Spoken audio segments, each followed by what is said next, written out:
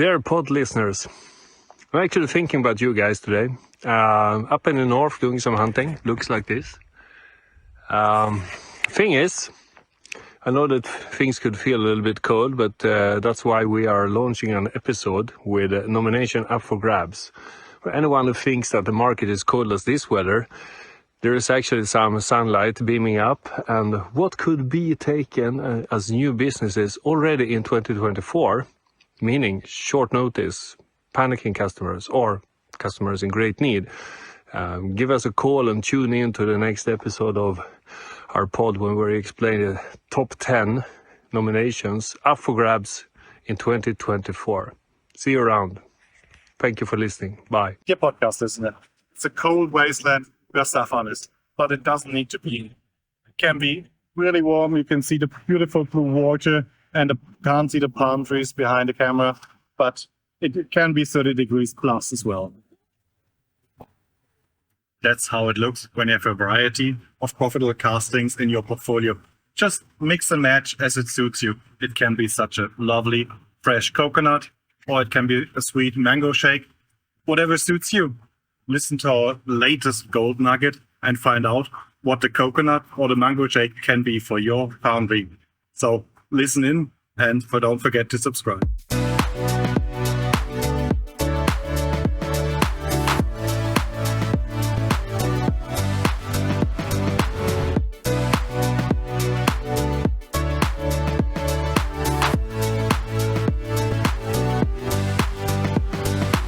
Good morning, everybody. Welcome back to the Goldcasters podcast. Today, we have an episode that we called Nominations Up for Grabs in 2024. And in this podcast, this episode, we're going to talk about parts, systems, where we see good business opportunities for foundries that we think, for various reasons, are going to be ready for nomination already in 2024. Giving you an opportunity to increase your business or expand your business or, make some good business, in short. So here we go. Yeah, especially we think it's quite important to have a more diversified portfolio of customers, as depending on who you're listening to. The automotive market, especially in Europe, will have a downturn in 2024. And if you spread your risk and also on different customers, you have a great chance to come up ahead in a downturn.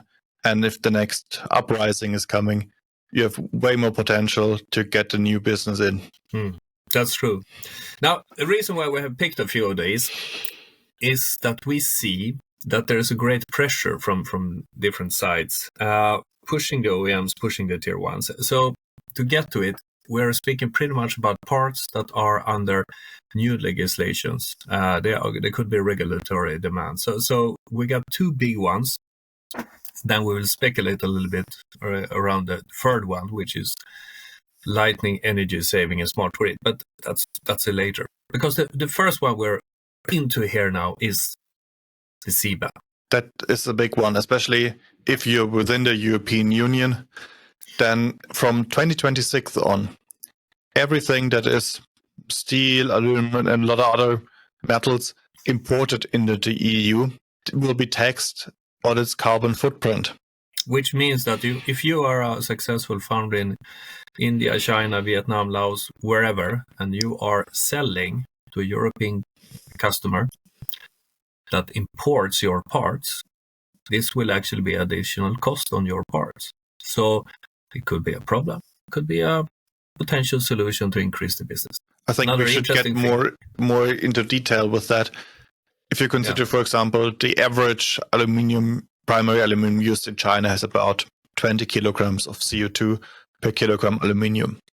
In Europe, it's somewhere around 5 to 6.8 kilograms of CO2. And you're taxed on the difference. So especially for heavy parts, it can really determine the part price by a significant number. Yeah, it's going to be a big driver for many of us.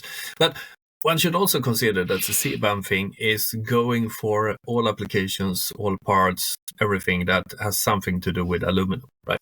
Yeah. So it doesn't cling itself to a certain application, but for some applications, it will have a greater impact. And those applications are normally high weight, I would say. So, for example, brackets and beams in the truck industry will be affected much more. You'll see the price difference will be humongous.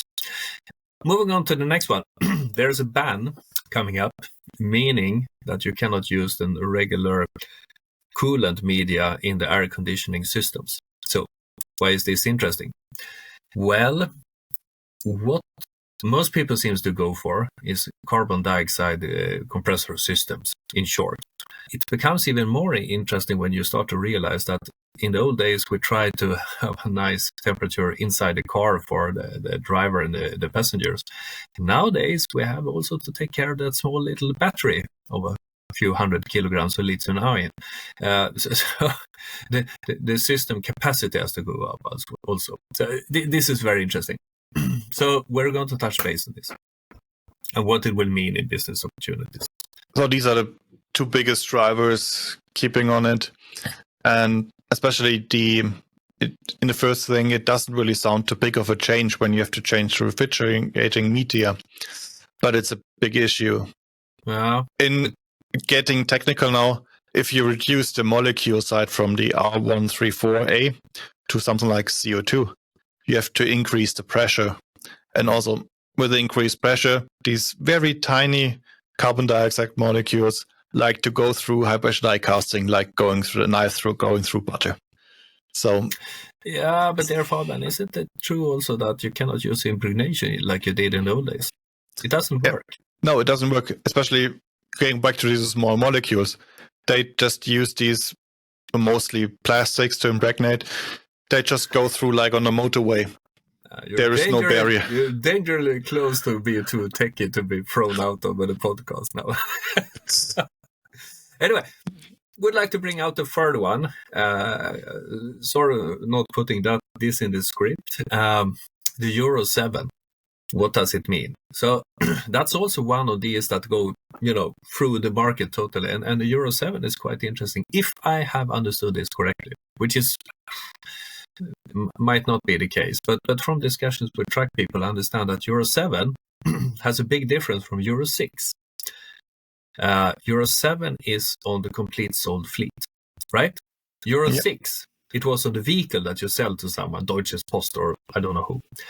And between Euro 5, Euro 6 and onwards, you are slashing the carbon dioxide from the engine, and you have the NOxes, and you have some of around the particles from the exhaust system, basically. Euro 7 is a new animal. So if it's on the complete fleet, you are slashing and minimizing the carbon dioxide and NOxes. They have also pushed in brake dust, sound and vibration from the vehicle. And that means that to reach these very low numbers, you have to sell a proportion of electrical trucks, right?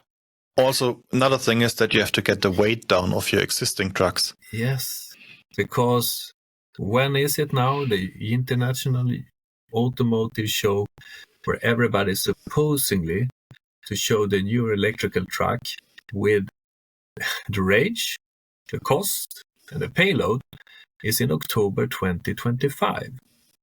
And that, my dear friends, is like tomorrow in the automotive industry, because we're writing 2024.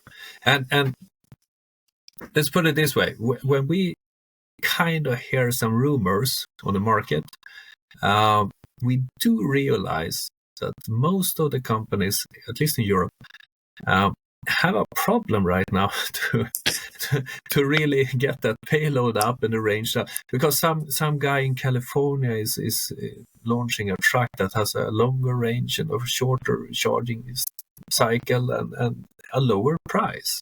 So you can imagine if you are one of the directors in a truck company and you realize that, we did a messy job here. We have to sell 3-4 out of 10 sold machines. We have to sell 4 electrical trucks. And I had to ship them with such a discount that I hardly get paid for the parts that I'm assembling into a truck. Then you have a problem. So this would be a focus area. Okay. Especially for trucks, the price of the vehicle is not that sensitive. It's more like the operating cost, the possible range, where you can take your brakes, where you can charge it or refuel it. That's way more important for a truck than when you buy a car. Oh yeah, but I can without revealing my sources. Now I sound like a journalist on the Wall Street Journal or something. I can tell you that the price difference is huge. So we'll see a lot of focus on this from the truck industry. And again, dear listener, we tend to speak a lot about cars. Cars are 89 million vehicles a year, but trucks are actually 4.2, 4.5 million a year, and they contain so many more castings.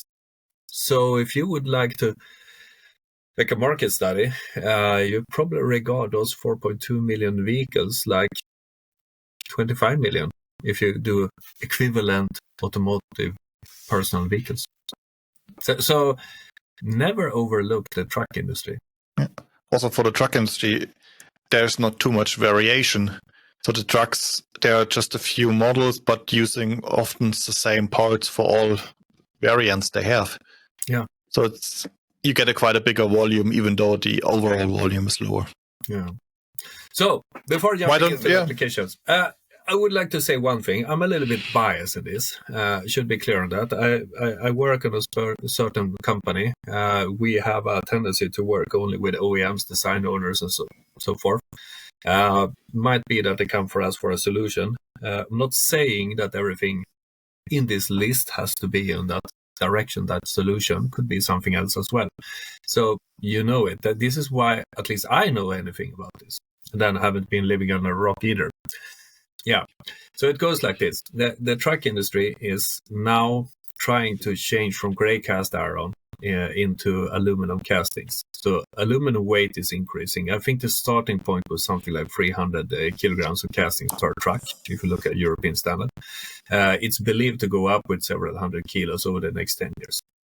Now, they are looking for, I would say, basically elongations that could be 4%, 6%, and 7% due to fatigue reasons. Now, I am very close to be too techy here. So what's happening is that low pressure die casting, permanent mold, but also die casting is becoming very, very interesting. And the truck industry has a cost problem. And here comes the thing. Taking the properties from low pressure die casting and put it into high pressure die casting where you find the productivity and hence the lower cost. Makes sense. So this is a solution that many of them are looking for. Yeah, especially if you're on a tech street, I will continue on that. If you see the truck parts, they have way higher wall thicknesses. So getting them just into high pressure die casting is quite complex, as the solidification is quite hard to get the shrinkage porosity out.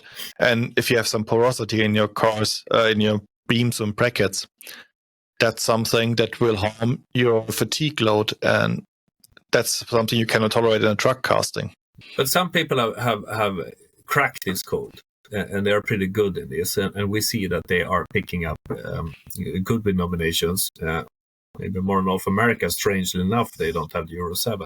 But the kind of parts, what are we speaking about? We're speaking about, I'm going to name a few, reaction rod brackets. You have beams all over a truck. Could be actually carrying the wheel load. It could be beams for anything else. You have all these brackets that are placed for holding the compressor system, the electrical engine system. You also have quite a lot of things around the battery system itself. But don't now necessarily think about the electrical vehicle. Because what I'm saying is that there's a carryover from the development of the electrical vehicle into the major platform. So that means that the diesel car will contain the same parts that I'm referring to if you don't go for the typical parts needed for the battery. Because everything else is basically the same in the truck. Right? Yeah, definitely. The cabin looks the same. It's just on the floor bed, and that's the difference.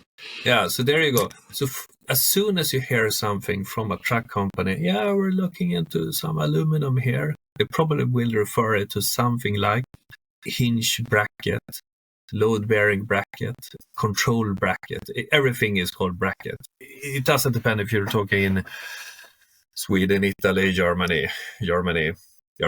It will be the same thing. So and the weight difference is is that extremely precise here, the listener, and saying exactly this part. But you will see a zillion of nominations in this if you have the right offer to the truck manufacturer that gives him 4, 5, 6, 7% to elongation. You do it probably in A356 or aluminum silicon 7 MGM, and let's not go to take away here, but be close to them.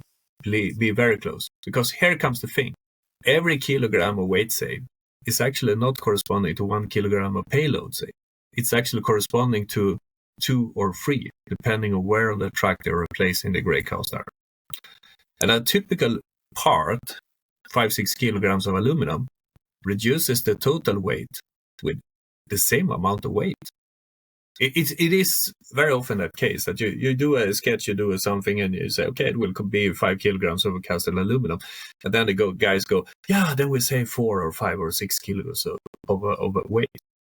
So this is a big thing that you have to be in the face of the truck manufacturer. Also be involved during the design process, as they designed gray iron casting for years. Doing something for hypershell die casting has different requirements. You can take out so much wall thickness without compromising your property. So you also have then from the first day a revenue stream in designing that, and that's something you have to look for. Yeah. So bracket and beams, I don't know how many article numbers it will be. If I would guess with a gun to my head, I would say 27.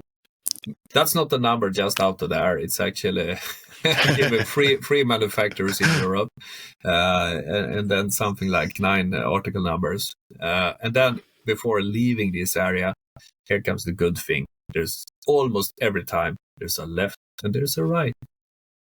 Meaning there are actually double volumes. If you look at the left one, it's 50,000, and you have a right one of 50,000. It's a good thing with the trucks. And depending on the brackets, it can be even more, because you have to have several brackets for each axis or whatever. Yeah. So you can multiply that by 6 or 5 or whatever. It's not a sports car, it's not that sexy, but hey, when it comes to creating a new market, that's where I would place most of my money, actually. Okay. Love it. I had pancakes this morning, so my energy levels are high. Let's go to carbon dioxide compressor systems. We told you already there's a legislation, so you cannot get a type approval of a new vehicle in Europe if you are running on R134B, which is a propane-based coolant media, in short. All right? So, start now.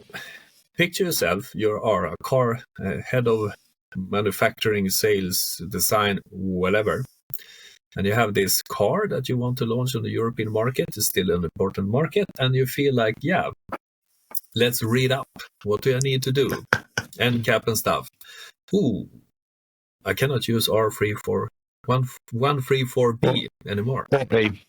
Or A, yeah. But A was the nasty bastard that was burning like crazy when you crashed, right? Yeah, but it's used very much because it's quite easy to use. And it's cheap. Oh. And very cheap. Yeah. So the old system operates 10, 12, 15 bars. The new system operates 120, 140, 150 bars. So it's 10 times higher. Old system, 4 millimeter wall thickness. New system, 6 to 8. These are sturdy things. The thing with carbon dioxide is that it has an efficiency that is 300%, 350% higher than the old system. So you actually get that effect to also take care of your battery. So everybody's happy. Except one person is not happy, and that's the customer, because no one buying a car is willing to pay more for a standard equipment like climate control box. That's something nobody's willing to say, I have the premium temperature control. No, it's expected that you set a temperature and it refrigerates your car as it is. So cost is quite important in that part. The difficult one, we go into the showroom, and the sales guy say, this with air conditioning, and then it's a 50,000 Swedish kronas extra. I mean, it will go pretty pissed, right? Oh, definitely. And you're buying a modern car, not a 30-year-old historic car where it's expected. Here comes the thing.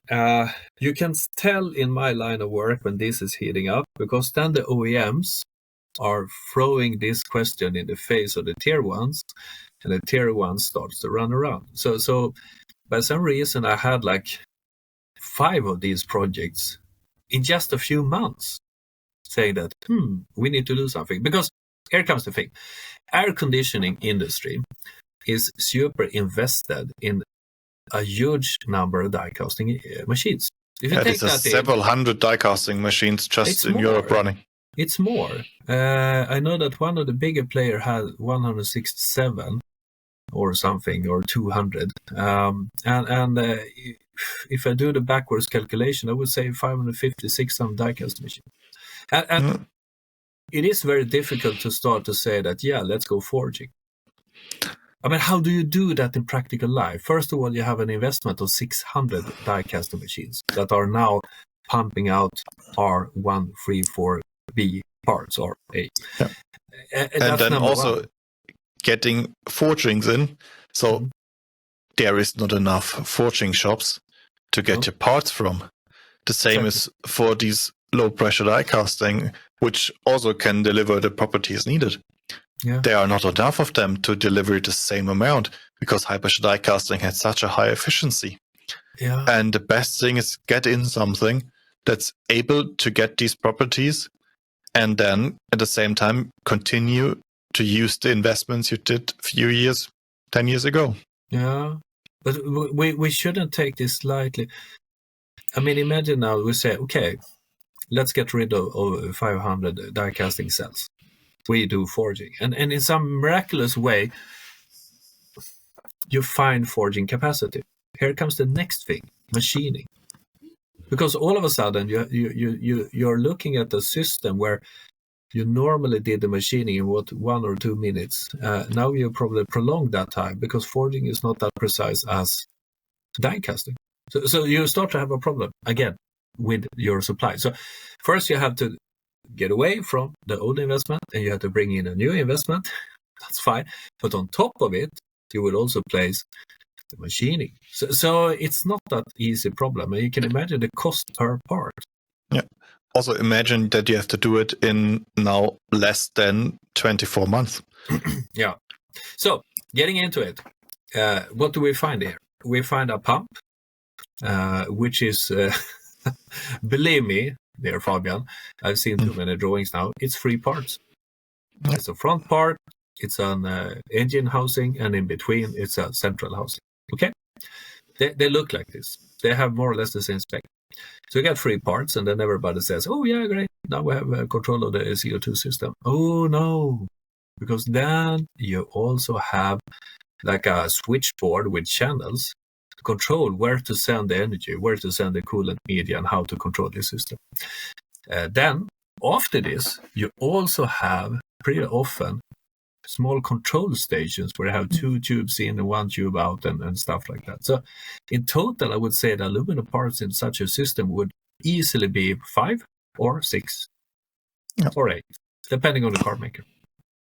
Also depending if it's electric car or an ICE car. Yeah.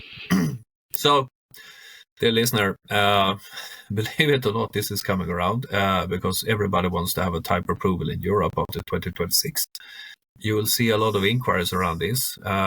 If you haven't seen them, you would probably see them very, late spring, summer this year, because all of a sudden, I think people have overlooked this a little bit. It's very seldom that you see this kind of stress level in automotive. Especially for automotive, having less than 2 years, that's never happened on any parts. SOP is usually 3-4 years ahead. Yeah. So it is like when you are in a bar, like, hold my beer. I need to go and do something. This is going to be fast, and take care out there because these parts are not super easy. They're doable, no problem. But here comes the technical hint. Porosity levels on drawings. You can put them in a waste bin. You have CT scans looking perfect, still leaky. It is about total different things when you do a CO2 system parts. When you solve that, then you're home free. But what I'm saying is that the normal way of addressing the problem from the tier 1 of the automaker it is actually, there are different processes in the metal that actually brings a solid, nice casting or a failure. And this will be a harsh learning curve for everybody involved. So don't promise too much. Take step by step. You will be okay. Especially start with a dry casting to see where you have to improve, because you cannot detect it and your specification doesn't scale to that level. Let's put it in that way. All right. Let's go to the next thing, which will also be quite complex castings, but also more focused on the thermal properties than on the mechanical properties. And that topic is heat sinks. If you see all the electronics, they take in more energy, and also the capacity, what the computer can handle increases steadily. But the energy also, and you have to go put it somewhere. And heat sinks are the perfect way to dissipate that heat into the air. But what are the requirements you need? So you need very, very high conductivity. That's usually above the level you can get with an ALSC10, because then you would have to add something like a fan. And I can tell you, wildlife, in somewhere, if you're building an antenna that hangs somewhere on a mast, having a fan there is great for the wildlife. They love to build their nests on top. And with the nest, the airflow goes to shit. And then what will happen is you cook your electronics, and someone has to go there in the wildlife, get down that antenna, or maybe cannot get it down because it's a protected species, and then you have to wait until they're finished with nesting. Yeah, you're making this as a joke, but it's not a joke. It's a real application. No, and I must stop you there and give you an example. In the start of my career, we actually had something that was called parrot fence that we sold with the units from Ericsson, because in Australia the parrots nested in their equipment. So there you go. This is not a joke. This is happening. So parrot fence. I have been in the team developing this. Yep, it's a real thing. It is a real thing. Yeah, but is this only telecom then? I would challenge you a little bit here. No, it's just one example. There are so many things. If you look at computers where you cannot have active cooling or something like that, anything that outputs heat that has to be dissipated somewhere. Yeah, because let me be on the borderline of techie here. What you have seen in telecom is that every generation is shifting up the frequency. With higher frequency, the losses are bigger, then you need a bigger heatsink. But in the automotive industry, we have seen now in 2023 that the distributed computer power in a car is now becoming centralized. So if you look at all the sensors that you throw into a car, normally you had like 5-10 different small PCUs all over. Now you have one central box, and that box is a cooling problem. Yeah. So at least that one. And then you have another thing that we see now, the carryover. When you're trying to reduce the weight in cars, you have to start to look at the LED lighting heat sinks and stuff like it. It's not massive kilograms, but it still makes it. So sorry for being techy. When you cast with a normal 2 to 6, you got 120 watts per meter Kelvin. When you cast with a low silicon alloy, like 2, 3, 4%, you level up to 160, 170, 190 respectively. So this is where people start to look now.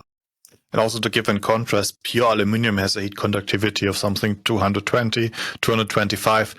So with something like an ALSC2, 2% silicon, you get really close to pure aluminum. And then as a foundry, it's an amazing place to be, because now your competitor is someone buying a block of aluminum and milling out the fins. Yeah. And it's very easy to be cheaper than someone milling the block. Yeah. Or you fight with extrusion, which is in between the block and the casting. But then there's also comes the advantage for casting, which is functional integration. But here comes the funny thing. Everybody looks at automotive when it comes to nomination alpha grabs. Yeah, they will take a little bit longer time, but they're still there with the centralized system. Believe it, that's coming. And it goes like this because everybody has distributed softwares. And there's one guy that doesn't have it, and they are called Tesla.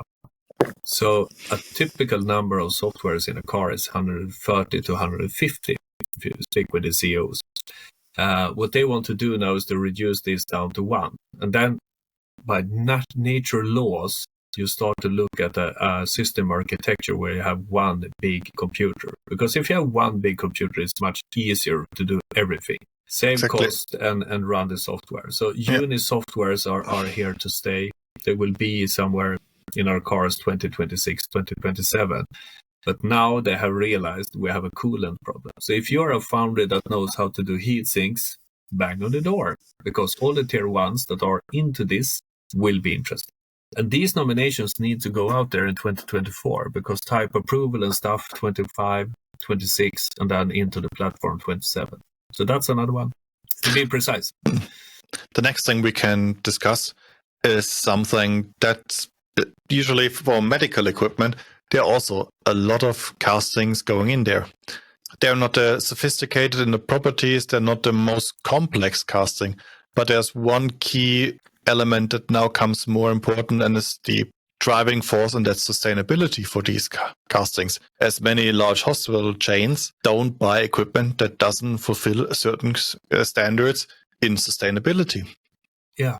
Isn't this a little bit surprising, right?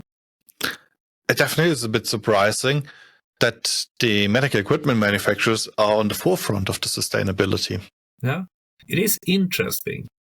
If you look in the sustainability as a driver for nominations, that we find medical equipment first. Very close by, we find telecom. Then we have general industry. And then later automotive.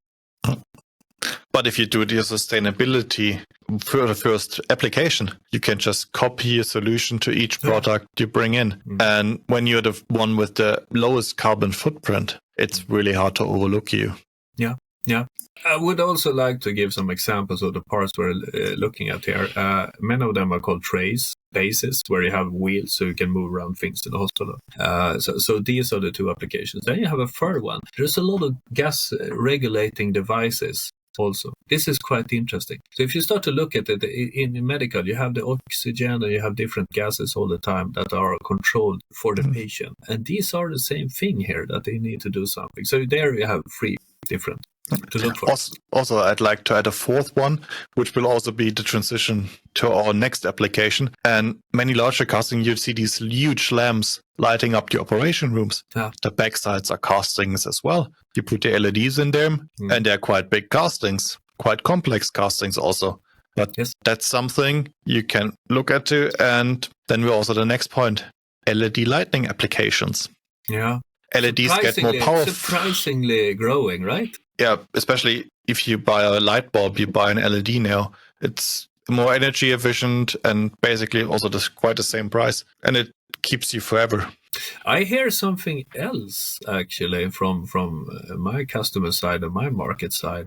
And that is, it starts to show signs in this industry that they have to go further in reducing the consumption of electricity. It's not only this dream about a smart grid that's happening without anybody looking at it. It's also that you have billions and billions and billions of light bulbs out there on streets and pathways and stuff that has to be more efficient.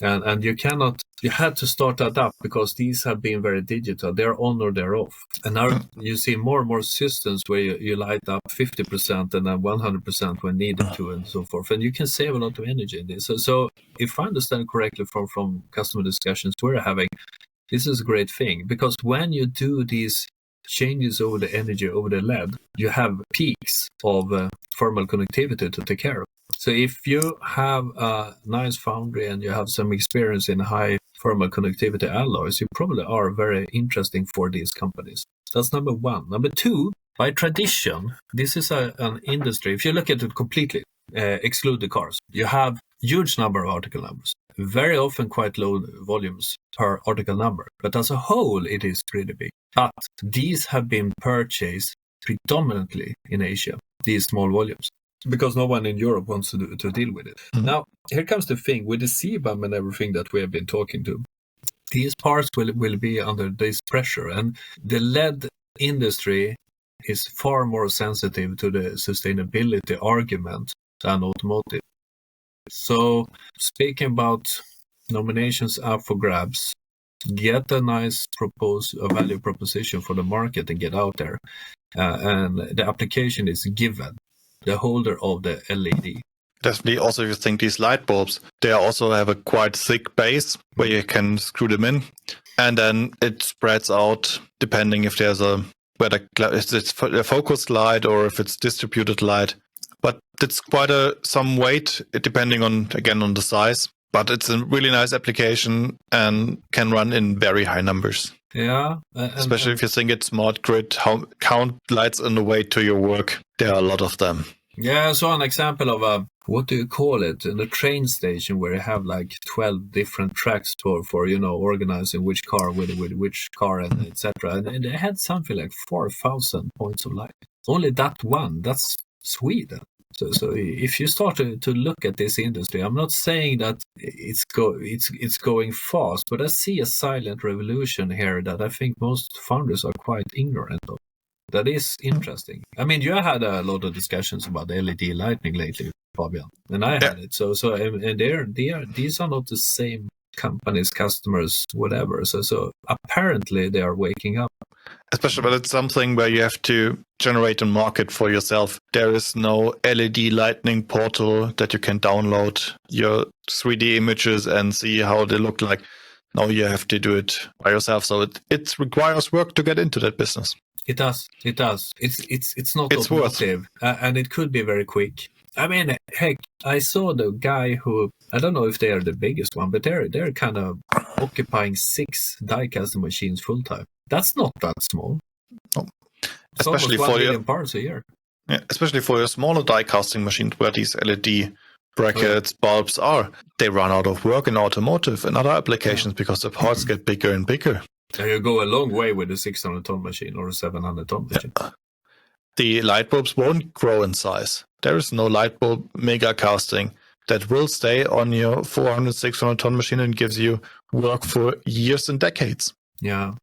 The volumes are too small, the cost of ownership makes it difficult to change. So once you have won the business, you probably have it. And I don't find them extremely cost sensitive like the automotive. They know how to count money, but they're not, down in your pockets to see if you have something hidden. Especially all these light bulbs have energy ratings and also sustainability comes into place. And definitely no one wants to pay the CBAM import tax on a high CO2 light bulb. If there's a possibility to take the business into a sustainable route within the EU, you're probably one of the preferred suppliers. Yes, you probably are. So, what did we say today? We said that CO2 systems, you got 6 different article numbers, or 7 or 8. We said brackets and beams, a little bit more like, okay, this is an industry where you probably find 5-10 different article numbers easily if you want to. Then we have a lot of heat conductivity applications like heat sinks, these PSU computer boxes. Then we have also the LED lights, and then we have medical equipment. So all of a sudden, we more or less told you about 10 applications that are up for grabs in 2024.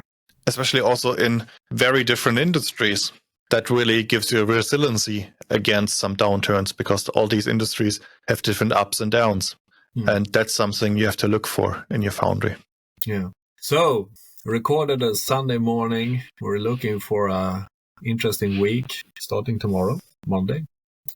And I know that we have been pretty black sometimes and doing rants about how things are in our dairy industry. But here, we hope that this episode is giving some energy, some positive thinking. And please feel free to comment and discuss with us. And we're happy to make this episode maybe in a second version during the autumn when we find even more things that we can discuss about to give you, dear listener, more ideas what to do. Especially there is hope, and you have to do something differently to get ahead. Just waiting for something to happen never works in no industry. Final words, right? Yeah. Have a great day.